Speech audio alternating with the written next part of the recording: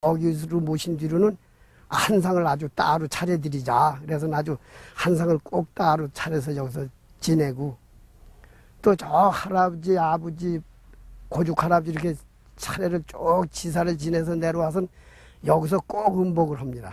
여러 일가들이. 기생 홍랑. 그녀가 신분의 차이와 죽음의 이별을 극복하고 이처럼 고죽 곁에 머물게 된 것은 후세의 마음까지도 감동시킨 그 지극한 사랑 때문이었다.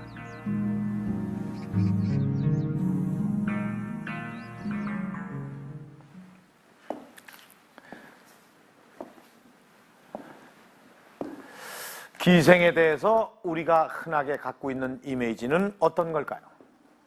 이곳에는 이 조선시대 기생을 소재로 그린 풍속화들이 몇 점 걸려 있는데 자세히 한번 들여다보도록 하겠습니다.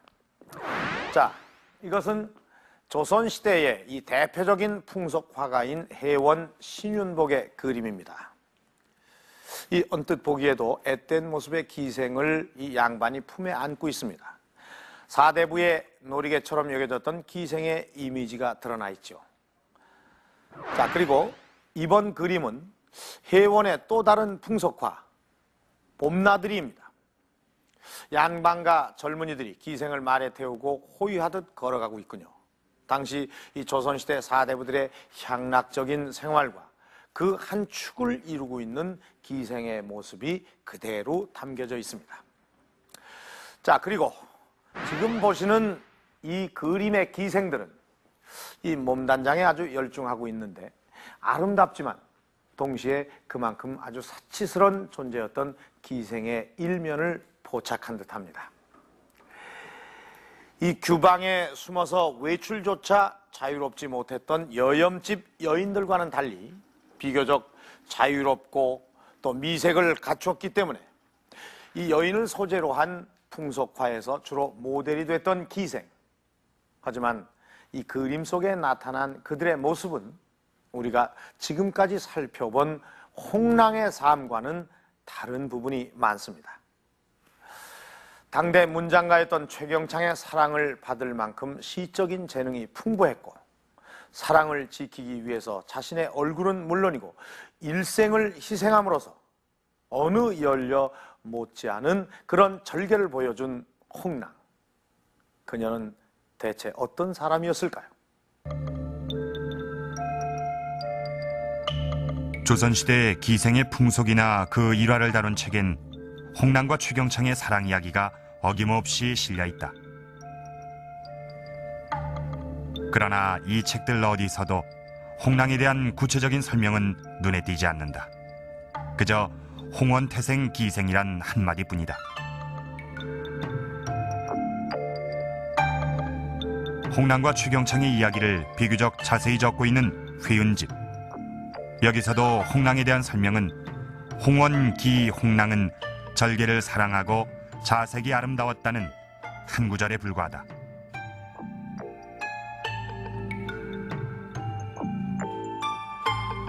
사실 조선시대의 기록에서 기생 개인에 관한 구체적인 내용을 발견하기란 쉽지 않다. 그 생활이나 풍속에 관한 자료도 극히 드물다. 기생들하고 이렇게 사랑을 나눈 얘기는 많지만 기생들의 일상이 어땠는가, 그러니까 관아 내에서 어떻게 지내고 그리고 어떻게 교육을 받고 그 다음에 어떻게 이렇게 그 관아에서 벗어나서는 어떤 생활을 했는지 자세히 알려진 게 거의 없습니다. 그리고 관아 내에 그 중요한 시설인 그 교방에서 어떤 식의 교육이 있었는지도 사실은 상세한 기록이 없습니다. 아마 그것은 그 유교 윤리하고 그 사대부들의 그런 그 윤리의식 때문이 아니었나 하는 생각이 듭니다.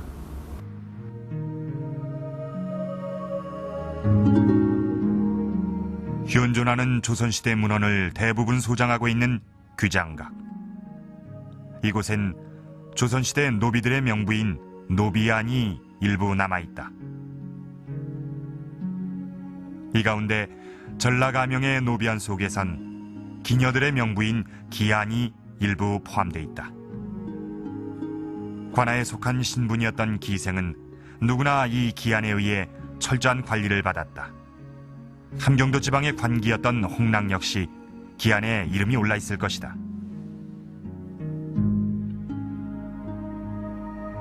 그러나 현재 규장각에 남아있는 기한은 조선 후기, 그것도 몇몇 지방의 것에 불과하다.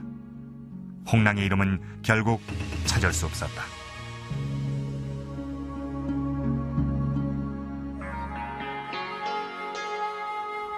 그렇다면 최경창과 만났을 당시 홍랑의 나이는 몇이었을까? 이를 짐작해보기 위해선 당시 기생들의 일반적인 나이를 알 필요가 있다. 이것은 전라가명 기안의 일부다. 12, 13세 정도의 어린 기녀들이 상당수 눈에 띈다.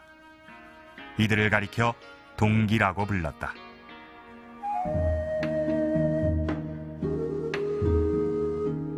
그러나 기안에 올랐다고 해서 바로 기녀 역할을 하지는 않았다.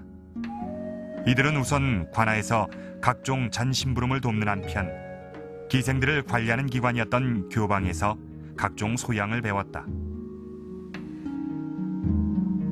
사진이나 과거의 그림들을 보면 아주 어렸을 때부터, 그러니까 10살을 채 넘지 않았을 때부터 관아에 들어가 가지고 그 소리도 배우고 춤도 배우고 하면서 그 접대하는 그 교육을 받았습니다.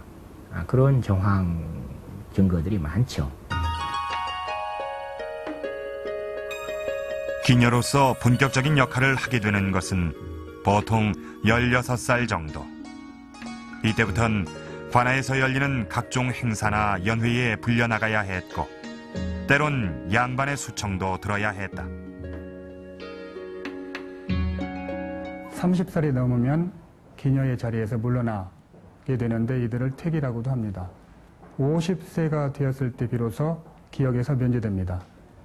기록에 따라서 홍랑이 소시적에 최경창의 사랑을 받았다고 했는데 아마 20대 이전의 나이, 16세쯤 그 근방의 나이로 추정할 수 있겠습니다.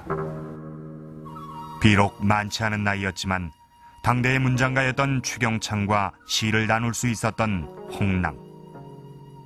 그녀가 이 같은 교양을 갖출 수 있었던 이유는 무엇일까? 조선시대의 기생은 여학이라고도 불렀다. 이것은 기생의 본래 역할에서 나온 말인데 궁중이나 관아의 연회에서 흥을 돋우는 사람을 뜻한다. 때문에 서울의 기생들은 장학원에서, 그리고 지방관아의 기생들은 교방을 통해 각종 악기와 가무를 배웠다. 주로 양반계층과 어울려야 했던 만큼 문장과 서화를 익히는 것도 중요했다. 이 기녀들의 교육도 엄격해서 해마다 2월에서 4월 그리고 8월에서 10월까지 격일로 해서 이제 교육을 진행하는데 주로 가무나 이제 당비파는 필수 과목이고 또 그 중에서 가야금이라든가 뭐 해금이라든가 또 그 장고라든가 이러한 전공악기를 또 한 가지 이상씩 습득하게 해서 더욱더 전문성을 강조하는 그런 교육을 실시했던 것이죠. 이 같은 소양을 바탕으로 사대부와 어울렸던 기생들은 우리 문학사에 중요한 자취를 남겼다. 현재까지 전해오는 조선시대